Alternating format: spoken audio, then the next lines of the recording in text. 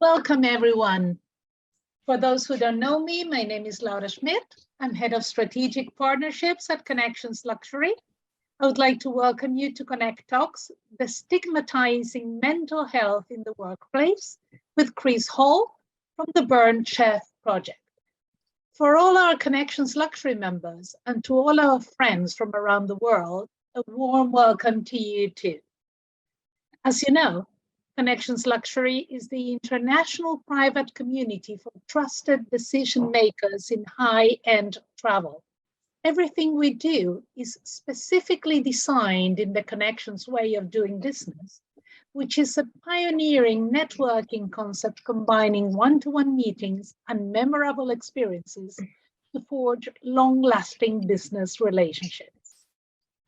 So, in the spirit of our ethos, I encourage all of you to get involved and have your cameras on, please, ready to discover the person behind the profession.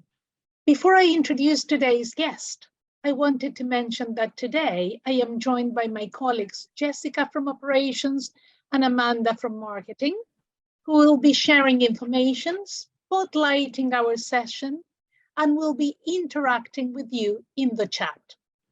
If during the talk you have any questions, please just pop them in the chat box and we're ready to begin. In this ConnecTALKS session, we will be introducing mental health awareness in the hospitality and travel workplace. Kris, the founder of the Burnt Chef Project, is renowned for bringing mental health awareness to the hospitality industry.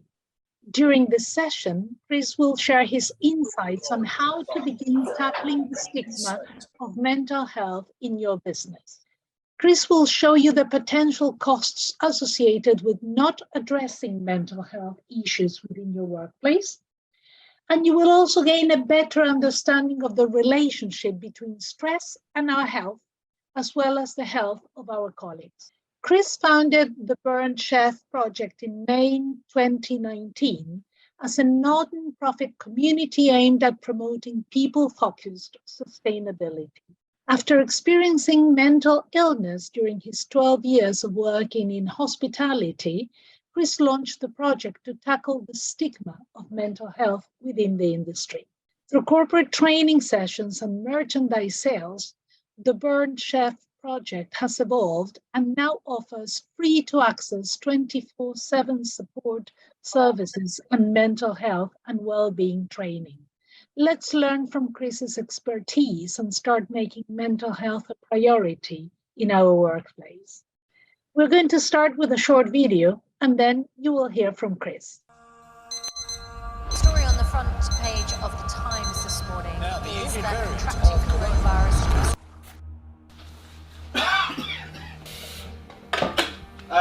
Yeah, you're supposed to call me back, isn't you? Alright, no worries.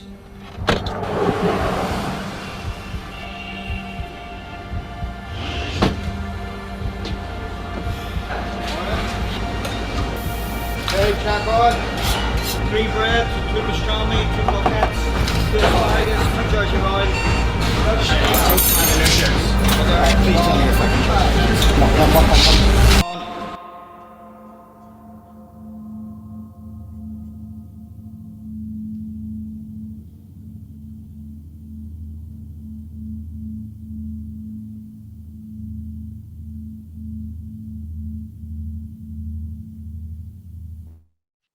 Thank you. Okay, so hello to you all. Thank you ever so much for joining us. I'm going to try and keep this. I've only got 15 minutes to go through so much information in a very short period of time. So I'll try and get through what I can, but I'm available. The recording's available. I'm ready to take conversations offline, and there'll be breakout rooms afterwards to ask me any questions and really start to expand on some areas that perhaps I haven't covered well enough.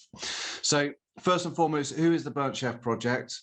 The Burnt Chef Project is a registered not-for-profit in the UK. It's a social enterprise that I started 4 years ago now to start tackling the causes of stigma and mental illness within hospitality and travel sector. it only was ever meant to be a photography campaign.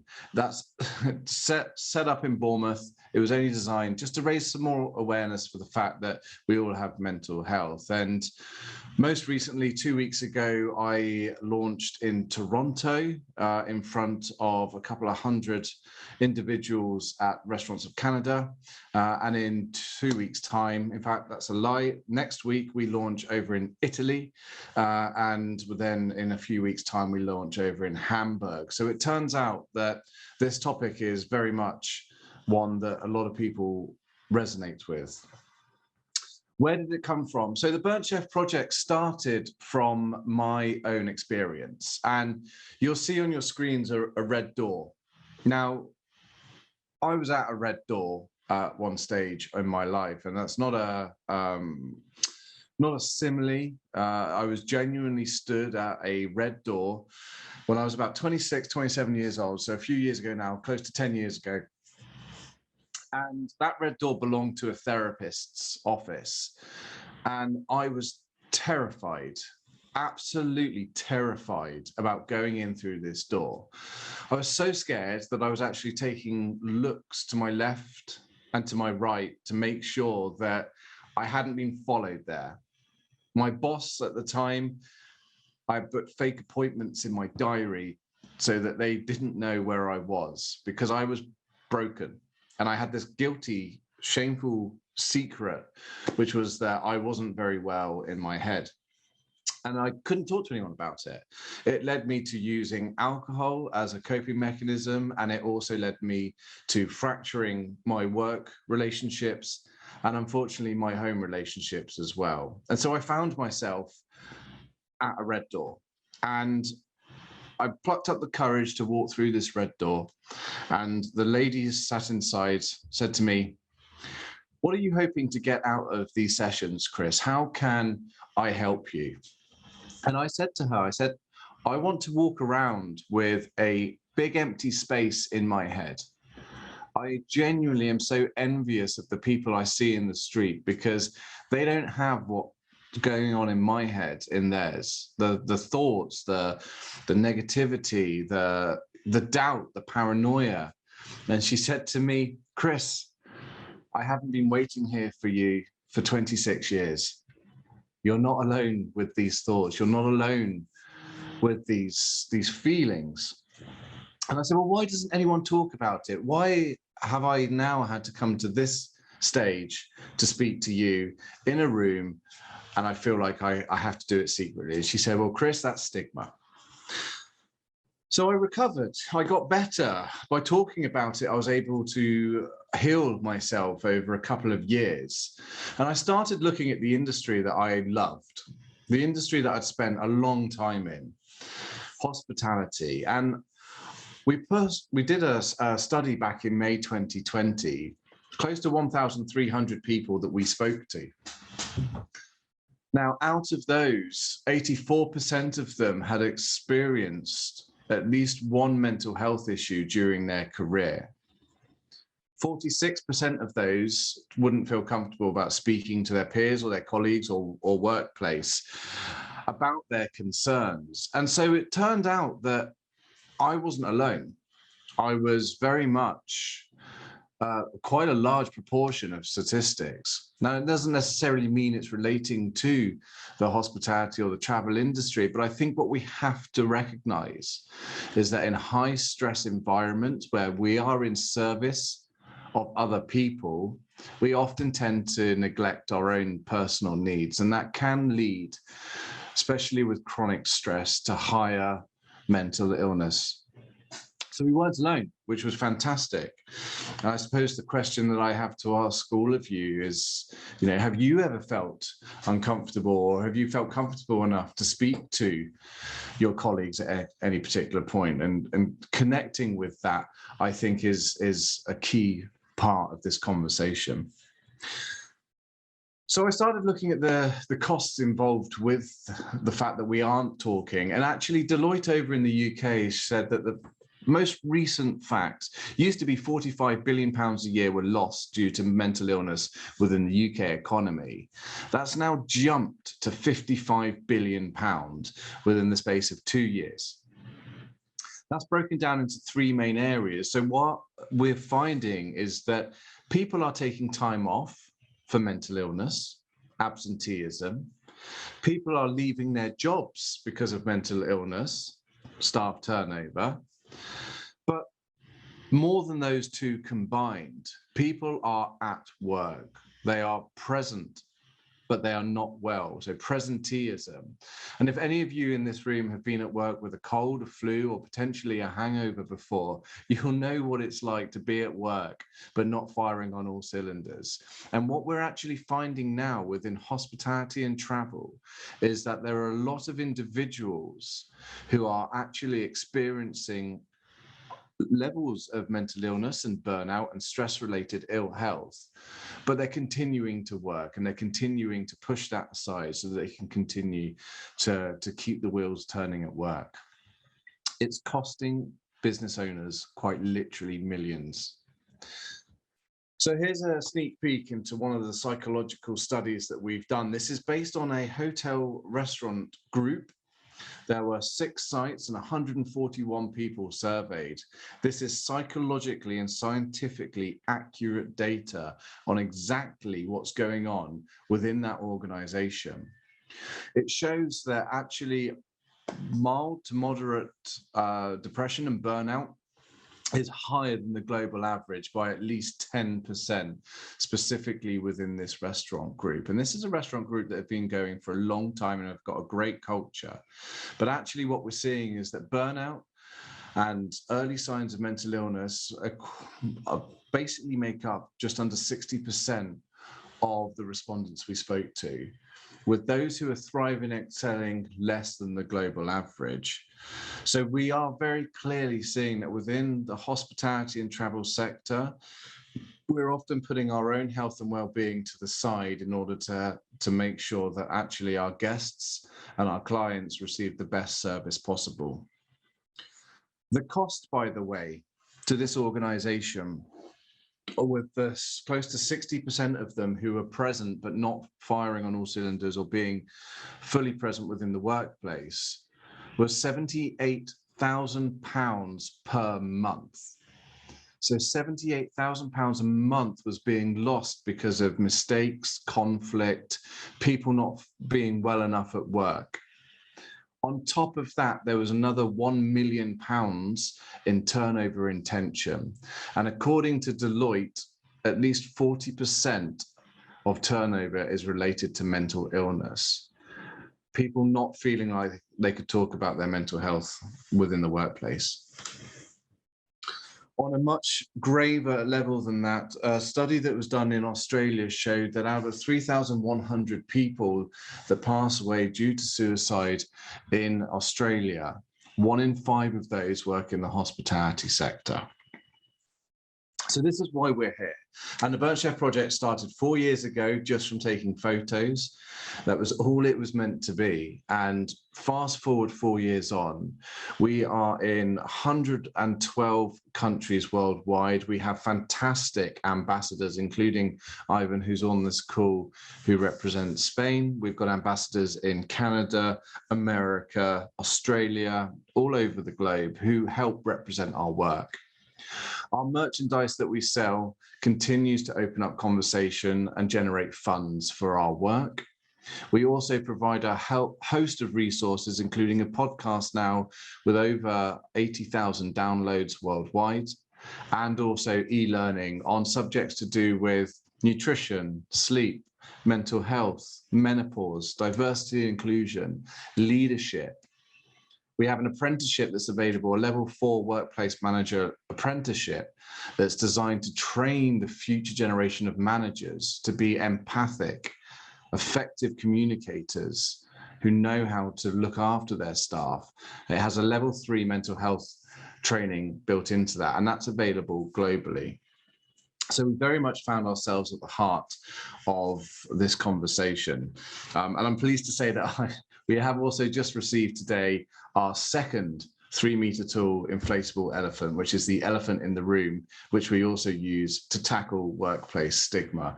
We take Ellie and Ollie, our elephants, and we blow them up and put them in workplaces, and it's a great conversation starter. Unfortunately, it's far too big for this room, so I didn't have an opportunity to blow it up today. So in terms of scale, we talk about challenging stigma and addressing mental illness. There are a lot of other people around the world who resonate with this conversation. In last year, just alone, we trained over 15,000 people globally with our e-learning modules. We've trained in the UK alone last year, 28 colleges. And next week, I fly out with 26 colleges to Venice to inspire the future generation of hospitality professionals whilst talking to them about their health and well-being. We now have over 136 ambassadors globally, and that number continues to grow. Plus, we do a lot of workplace training with managers and well-being champions, whether that's mental health first aid training, or we empower managers on how to effectively manage mental health within the workplace. As a not-for-profit, we still need to generate funds. So some of these services cost, as well as some are for free. But that doesn't have to be a cost that's detrimental to the business. According to Deloitte, there is between a 3-to-1 and a 6-to-1 return on mental health interventions. So I would ask you, how many of you currently have a mental health strategy within your organization, whether it's 1 or 5 people or more, that you can utilize currently that will enable you to start improving the performance of your teams and your workforce, as well as retaining them for longer? Because there is a huge return on investment with this. In terms of top tips, because I am rapidly running out of time, and unfortunately, there's so much more information that I can give you and share so many incredible stories with you. But our top tips at this moment in time to start to tackle stigma within the workplace include, firstly, vulnerability is not a weakness. We are very much front-facing people. We work with other individuals in quite diverse environments, and we often have clients and front of house interactions as well. Now, vulnerability isn't a weakness. Often enough, it's a do as I say, not do as I do mentality, but that does not work. If you think about the amount of times your parents have told you not to do something, and you've done it anyway because you're following their lead.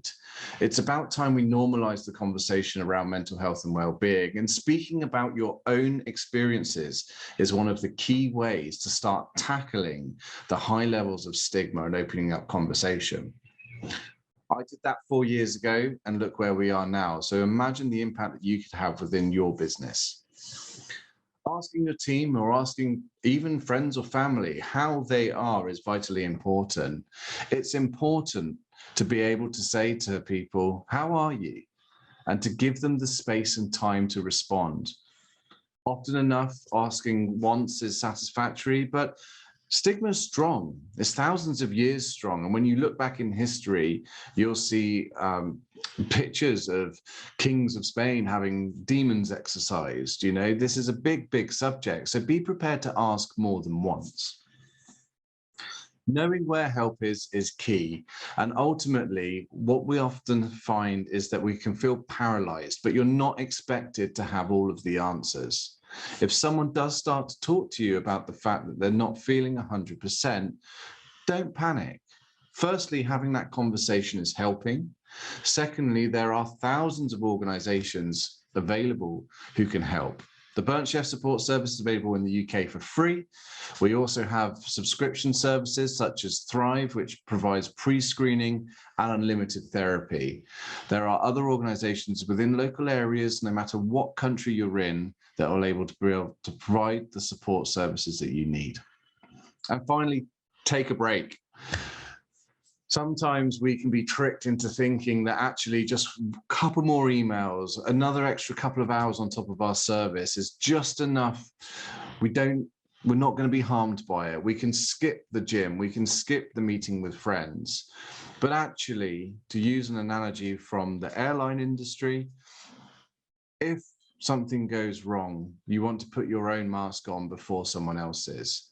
We need to ensure that we are, again, leading by example and looking after our own health and well-being, making sure that our days off are our days off and that we are not working or sending emails at 5 o'clock in the morning. It's vitally important, because what we are teaching the future generation of professionals is that it is okay to have a work-life balance. And so it's vitally important to take that time. Now, I've run over by a minute and I can feel people looking at me. So I'm going to wind up by saying, if you're interested in learning more, you can head over to our website. There's going to be time for questions at the end. So please, any questions, be about my experiences, the project, what we've achieved, where we're going next. If you want to help, you can help by doing fundraisers, by hosting perhaps portions of profits or menu options in your establishments or in your business models. I literally less than 24 hours ago got back from a 16-mile walk in Snowdon in Wales in the UK, but we have people doing skydives globally. We have all sorts of weird and wonderful and incredible fundraisers. So help us with our continued work. We also sell our range of merchandise as well. So if you want the comfiest hoodies you've ever worn, or you want a t-shirt like I'm wearing, or just even pens, whatever it might be, every single item sold generates profits to allow us to continue reinvesting into tackling stigma within the workplace. So I think that brings me up to the end of what the presentation, but I think that there's going to be breakout rooms now and an opportunity to be able to have a quick discussion, and hopefully I've got a few questions to answer at the end. Yes, thank you, Kris. That was really eye-opener, an eye-opener for me, because I didn't know the stats were so high, and thank you very much for sharing.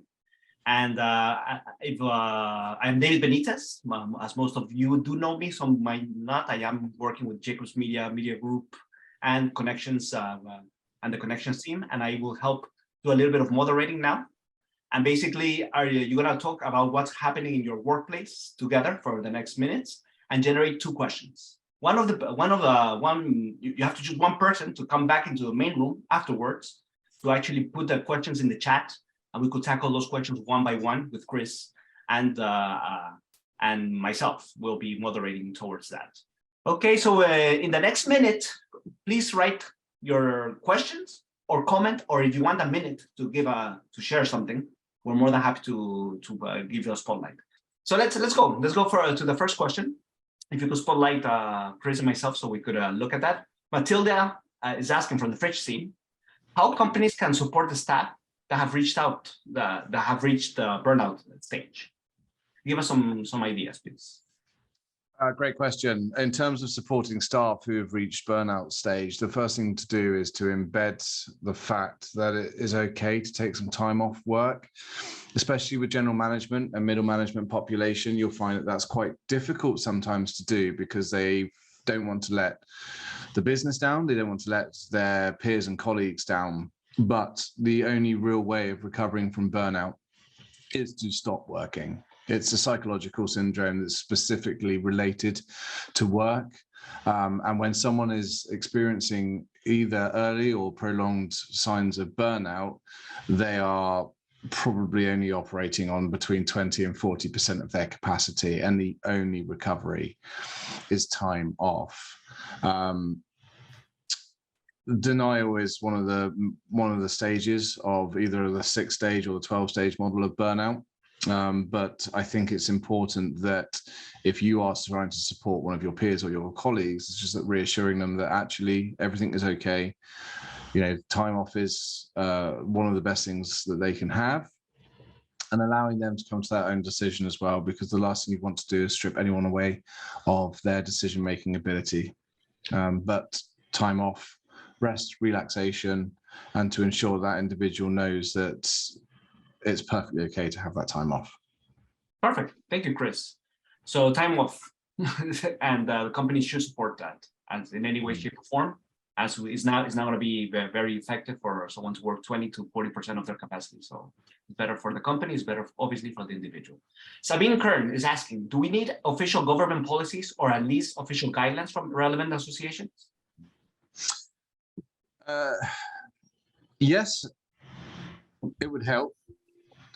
But are they very effective is the question that I would ask. So in the UK, we have the Health and Safety Executive, who are very well known for making sure that working environments have no major trip hazards, that naked flames on spraying through the business. However, it's a legal requirement to have stress risk assessments within workplaces, and only one business in the last 4 years that I've worked with has a stress risk assessment. Bearing in mind that half of all working days lost are a direct result of stress and chronic stress, which then also leads to burnout.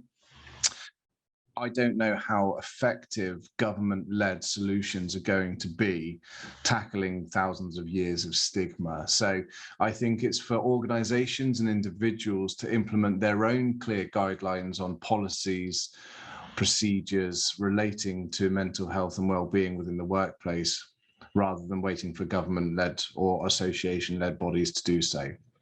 We are working on an accreditation scheme at the moment, which is a psychologically backed accreditation scheme, which is designed to actually recognize the businesses who do have strong cultures, who do have low turnover rates and good well-being and low burnout incidences within their organizations. And that's something that we hope will help. Our aim is not to be an association or a body ourselves, but I think that will rally organizations to do the right thing, because they won't want to be left out in the cold, especially when it will help improve retention and recruitment opportunities. Great, thank you. Matilda comments that Fernando will ask the second question. So I'll jump over to Fernando that says, how can we balance our personal lives with our business? With so many deadlines, running out of time, different time zones, the balance of personal lives and business. Can you give us some ideas, Kris? Yeah, feels hard, right? It feels bloody hard to try and balance personal and work life, especially with, it feels like the demands have increased and yet the resources haven't increased to match that, especially with redundancies and economical climate. I think learning how to say no is one of the key things, because often enough we're perhaps a little bit too polite, maybe. And you can say no in an assertive way that is polite. And we've just put a post on our social media channels about how to assertively say and politely and respectfully say, I'm not going to do that. So do check that out. But I think first and foremost is having healthy boundaries in place, being able to say no, ensuring that you're not sacrificing your own work, your own home life, your connection with your friends, your physical exercise, your hobbies, that you're not sacrificing those for work, because ultimately it can often feel like do or die. But actually, in the grand scheme of things, sometimes just shutting the laptop, not doing that extra shift, not coming in on your day off will have such a profound impact, not just on your own performance and well-being, but that of your teams as well. Because again, it sets that precedence of, oh wait, it's okay to take time off. Remember, we own businesses or we work in companies to earn money, to pay bills. Yes, it feels good to achieve things, to get accolades, to be the best, but ultimately we earn money because society says that we have to earn money. So that's not going to change. In the same way that we're never going to completely and utterly heal the entire world of stigma within 4 years. It's a marathon, not a sprint, and it's okay to be able to say, I'm human. I have reached capacity. I'm not able to do anymore. I'll do more tomorrow or after I've had a break. Great. That kind of answers also the comment that Julie Palasma did on the microwave number 2 question. There are certain things that company can do to assist with mental health issues, but there are pressures that exist in the industry as a whole. And that's harder to change, the industry as a whole. I mean, with that pressure to be always available with such high level of service, it can be really hard to create balance. So that obviously goes to the point that Kris is talking about. Well, yeah, sorry, David, just on that point, this is where on our website, there's a free workplace stress guide that you can all download. It's 36 pages long, but don't let that put you off. This is going to be a process thing rather than reading it all and getting it and doing it straight away. Download that. Do not underestimate the benefits of being able to sit down and start to pinpoint and tackle work-related stress areas. Because yes, there are a lot of things, and we could very easily just say, that's the way that travel is. That's just the way that hospitality is. It will never change.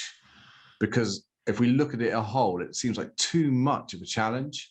But start tackling small things. Start going, what do we do when a customer phones us up at 9 o'clock at night? Or what do we do when we've got a table of 30 walk in and we haven't got the resources to be able to deal with it? Do we just go, oh, okay, well, we'll accept that? Or do we look at pragmatic solutions on how we stop that from happening and impacting our teams? Start small.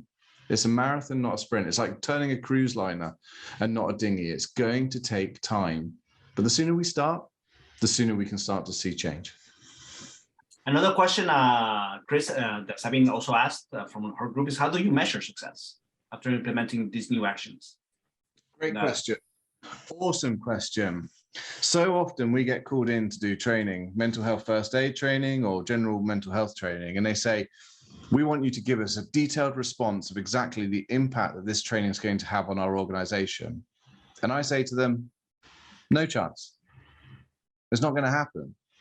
Unless you can provide me with the data to begin with, unless you've had the courage to ask your teams and ask your fellow peers what they feel, how they're reacting to certain situations, you cannot measure anything. So in order for any intervention, if you're going to go and put a strategy in place, find out what people are feeling and how they are performing currently.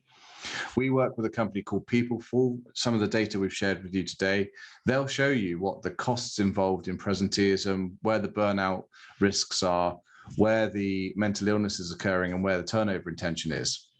But that costs money.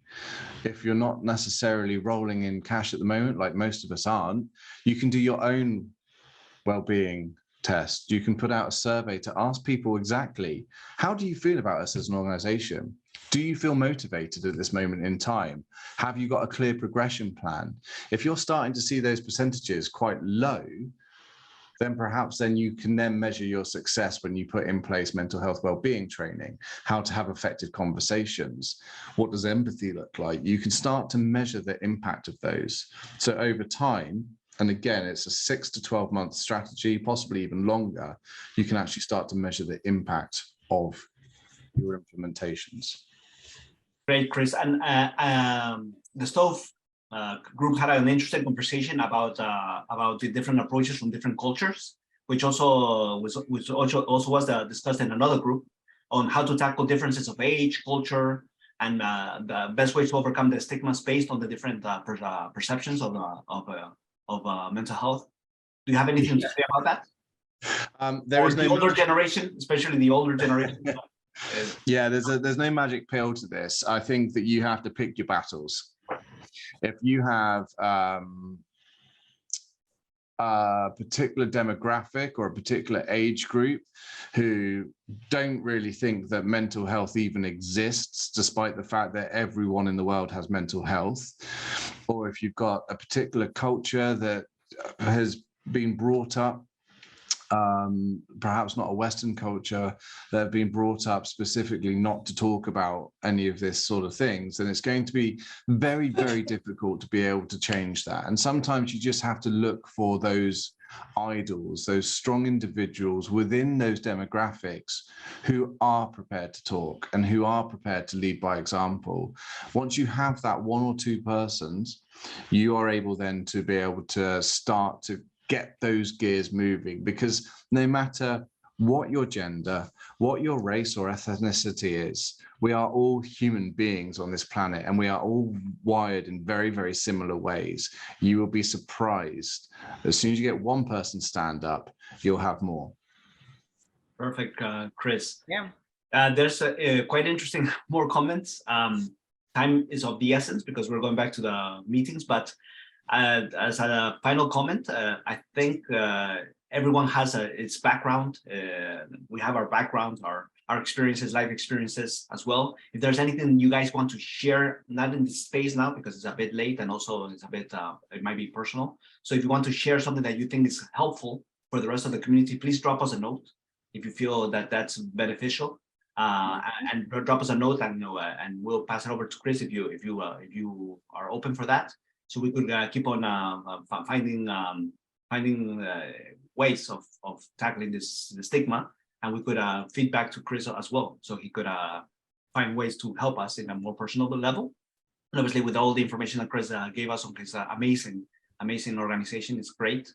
And I just want to thank everyone and Kris for this amazing opportunity, and everyone to join and being so open about it. And this is a little step forwards towards breaking the stigma of mental health. So thank you very much. I pass it over to Laura to wrap up, and thank you, Kris, very much. Over to you, Laura.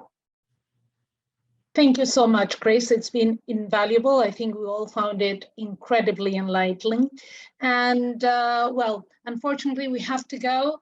We have to wrap up, but just remember that our next Connect Talk will be on the 12th of July. We will have the expertise of Massimo Yanni on another very hot subject for the industry, which is talent acquisition and retention in the luxury hospitality and travel industry. Thank you very much. Bye. Thank you very much, everyone. Bye. Cheers. Thank you.